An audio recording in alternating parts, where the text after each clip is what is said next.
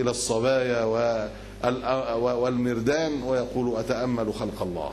كذاب مجرم مخدوع. وهؤلاء يسبحن يقولن حاشا لله، بنتأمل الجمال، نسأل الله العافية. إذن ليس كل من ذكر شيئا من الحق تغتر به، فإن إبليس قاسم الأبوين إني لكم لمن الناصحين، وكان هذا سبيلا إلى إيقاعهما في المعصية.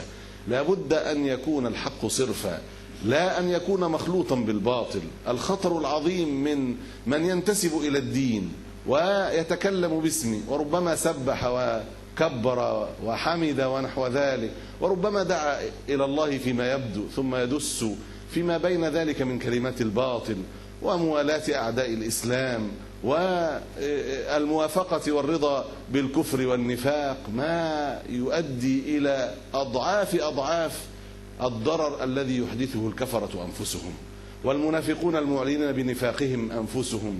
هؤلاء الذين يضرون أكثر مما ينفعون. لا تغتر، صواحب يوسف كن مجرمات، هؤلاء النسوة كن فاسقات فاجرات فاحشات، وفي كل مرة يقولن حاشا لله، يسبحن الله، حاشا لله ما علمنا عليه من سوء، حاشا لله ما هذا بشرا إن هذا إلا ملك كريم. مدح الملائكة وذكر كرامهم على لسان هؤلاء النسوة يدل على أنهن عندهن بعض العلم بأمور الدين والغيبيات، ولذلك قلنا عن الملائكة ما قلنا.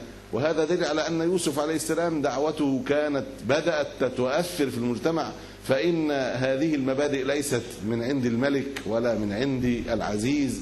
تعريف الناس بالغيبيات إنما هو من وحي الأنبياء، من الوحي الذي للأنبياء صلوات الله وسلامه عليهم أجمعين. قالت فذلكن الذي لمتنني فيه، يعني لا تلمنني في مثل ذلك، أنتن وقعتن فيما وقعت فيه، ولقد راودته عن نفسه فاستعصم. وهنا تجد الاستعصام بالله، الاعتصام بالله عز وجل صفة المؤمن دائما. ولئن لم يفعل ما آمره ليسجنن ولا يكون من الصاغرين. تهديد بالذل والهوان بالسجن، والسجن كان في حق يوسف خطوات إلى أعلى، كان فيما يبدو للناس أنه إلى أسفل وإلى ذل وهوان، ولكن كان في الحقيقة خطوات إلى أعلى، كان سلما إلى الملك الذي أعده الله له بعد ذلك، وقد قدره الله له قبل ذلك، من قبل أن يولد ومن قبل أن يخلق الخليقة قدر الله عز وجل له ذلك. فيبدو للناس أنه ذل، وإنما هو في الحقيقة عز. إذا كان في طاعة الله يبدو للناس أنه انخفاض، والحقيقة أنه ارتفاع.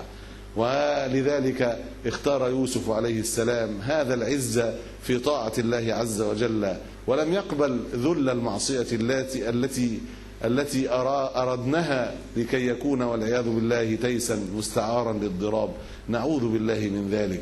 قال رب السجن أحب إلي مما يدعونني إليه، وإلا تصرف عني كيدهن أصب إليهن وأكن من الجاهلين.